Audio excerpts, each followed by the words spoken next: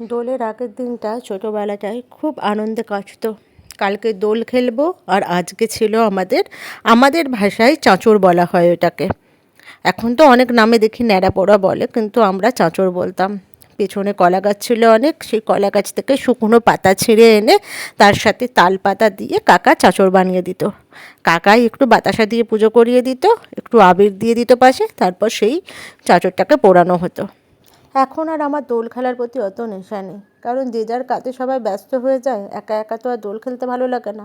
এদিকে অর্ক আবার খুব ভালোবাসে দোল খেলতে, তাই ও একটু আবির নিয়ে আসে, ওটা নিয়েই আমরা একটু মেখে নিই।